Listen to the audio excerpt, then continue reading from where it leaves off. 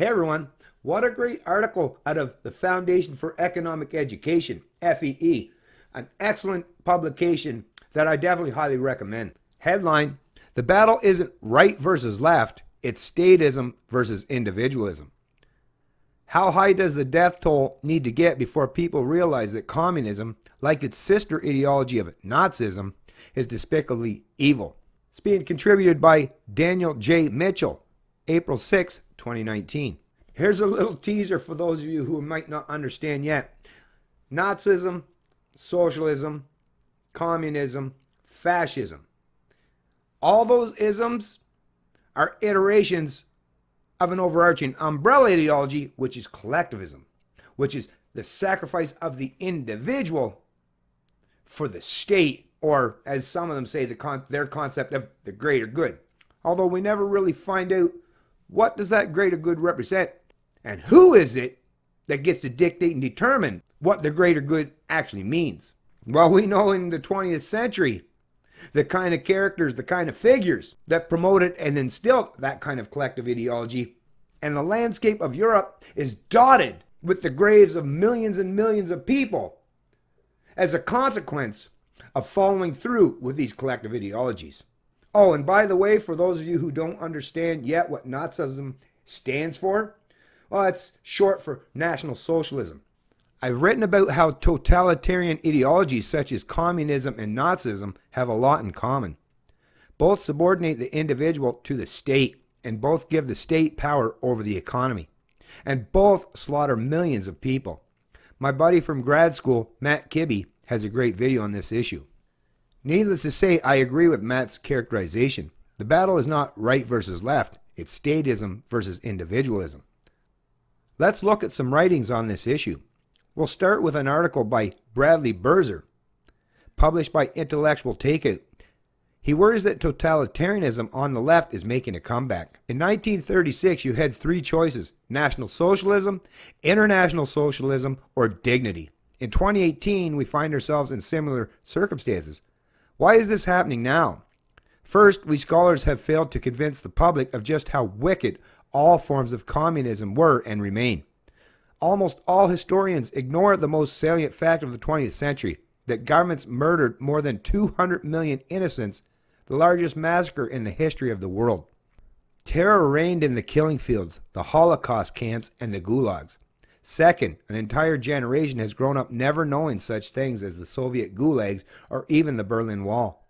Most younger defenders of communism buy into the oldest propaganda line of the left, that real communism has never been tried. He explains that fascism and socialism are two sides of the same coin. That the National Socialists embraced socialism is factually accurate.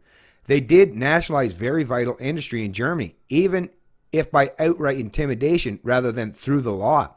In his personal diaries, Joseph Goebbels wrote in late 1925, "It would be better for us to end our existence under Bolshevism than to endure slavery under capitalism." Only a few months later, he continued, "I think it is terrible that we and the communists are bashing in each other's heads." Whatever the state of the rivalry between the two camps, Goebbels claimed the two forces should ally and conquer. The Italian fascists had even closer ties to the Marxists, with Mussolini having begun his career as a Marxist publicist and writer. A few Italian fascists even held positions in the Comintern. Richard Mason makes similar points in a piece he wrote for the Foundation for Economic Education. How do we react to the hammer and sickle? I don't have to write an article explaining the millions of deaths that occurred at the hands of communist regimes. Like the Holocaust, the gulags of the Soviet Union and killing fields of Cambodia are widely known. Yet journalists in the UK openly and proudly advocate communism. Statues of Karl Marx are erected. There is no justifiable way a fascist could argue that wasn't real Nazism. The same is not true for communism. Since Karl Marx never implemented communism himself, the leaders of communist states always have that get-out-of-jail-free card. Any shortcomings, tragedies, or crisis a communist regime faces can always be blamed on a misapplication of Marx's infallible roadmap. The communist ideology in its purest form might be separated from its implementations, but at what point does its awful track record discredit any attempts to advocate it? The history of communism is as blood-stained as that of Nazism. Much more so, actually. It's time we treat it as such. Amen. I weighed in on that issue, and I strongly recommend what Jeff Jacoby wrote in the issue as well. And Sheldon Rickman expands on this theme. Fascism is socialism with a capitalist veneer. The word derives from fascis, the Roman symbol of collectivism and power, a tied bundle of rods with a protruding axe. Where socialism sought totalitarian control of a society's economic processes through direct state operation of the means of production, fascism sought that control indirectly through domination of nominally private owners. Where socialism abolished all market relations outright, fascism left the appearance of market relations while planning all economic activities. Where socialism abolished money and prices, fascism controlled the monetary system and set all prices and wages politically. Sounds pretty familiar, doesn't it? Eh? It's the fascists today. Actually, we live very much under fascistic regimes, but now they want to take that global. So now it's seemingly more communist, right? But if you think about it, that is what it is. When you live in, like, Canada, the US, or any of these modern Western democracies, you could, I guess, well, the communists said, well, let's just send in the communists to take over the means of productions, or the workers, right? But they understand that doesn't work out very well economically, because these people are not business leaders. They don't have the proper intellect. Whereas the fascists, or the National Socialist types, yeah, they don't seek to take over the means of production. They just write the rules that dictate and control businesses that represents the means of production. So whether you control them by placing one of your figureheads at the top, or you just write the rules that the current figurehead has to abide by, you still have taken full control over the economy. It's just a difference between directly or indirectly. The outcome, though, is basically the same concept. The state runs the economy. He explains the vast gulf between capitalism and fascist economics. Entrepreneurship was abolished. State ministries rather than consumers determined what was produced and under what conditions. Fascism is to be distinguished from interventionism, or the mixed economy. Interventionism seeks to guide the market process, not eliminate it, as fascists did. Under fascism, the state, through official cartels, controlled all aspects of manufacturing, commerce, finance, and agriculture.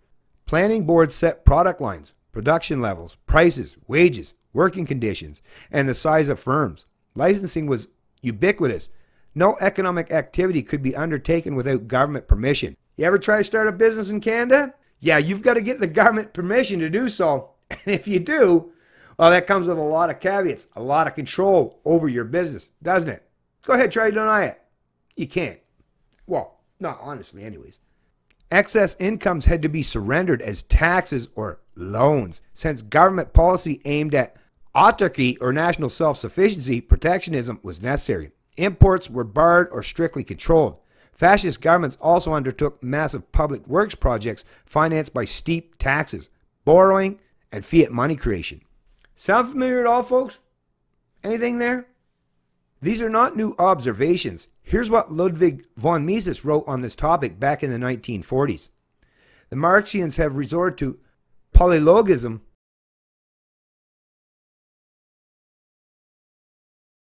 because they could not refute by logical methods the theories developed by bourgeois economics, or the inferences drawn from these theories demonstrating the impracticability of socialism. As they could not rationally demonstrate the soundness of their own ideas or the unsoundness of their adversaries' ideas, they have denounced the acceptable logical methods. The German nationalists had to face precisely the same problem as the Marxians. They also could neither demonstrate the correctness of their own statements nor disprove the theories of economics and praxeology. Thus they took shelter under the roof of polylogism, prepared for them by the Marxians. Of course they concocted their own brand of polylogism. Neither Marxian nor Nazi polylogism ever went further than to declare that the logical structure of mind is different with various classes of races. Polylogism is not a philosophy of an epistemological theory. It is an attitude of narrow-minded fanatics. And those fanatics are motivated by hate. The Nazis hate people of different races and religions, while the Marxists hate people of different incomes and classes. Given the various articles cited above, this meme from the Matrix is spot on. Well, we now know what happens when someone learns about the common characteristics of statist ideologies. The Daily Caller has a report on a student who got very upset after learning that the National Socialist Workers' Party was, yes, socialist. Social justice warrior and history major Shelby Shoop was arrested for throwing chocolate milk at a fellow student and college Republican tabling at Florida State University while saying Nazis weren't socialists. She had been charged with battery. Since we've detoured into humor, this is a good opportunity to share this satire from the clever folks at the Babylon Bee. At a press conference on Thursday, American Nazi Party leader Emmett Skogans told reporters that his group is not trying to instate full-on Nazism, but a much better system called democratic Nazism. Is that a reference to Bernie's democratic socialism? Like I say, these collectivists, wow, right? Skogans was questioned about the use of the word democratic and how democratic Nazism was any different from plain old Nazism. The main difference is we add the word democratic on there because people like that word a lot more than just plain Nazi, Skogans said. The conference ended with a long speech from Skogans about how real Nazism has never been tried. I'll close with my amateur attempt to classify various ideologies. In the above video, Matt used a circle. I'm wondering if a triangle makes more sense, with freedom at the top and totalitarianism at the bottom. Yeah, that's right. Libertarians, we're definitely at the top. Why do you think I call myself a libertarian? Because I know what true liberty means, and the philosophy of liberty, aka being a libertarian, represents that as best as can possibly be. And there's not even a real close second place.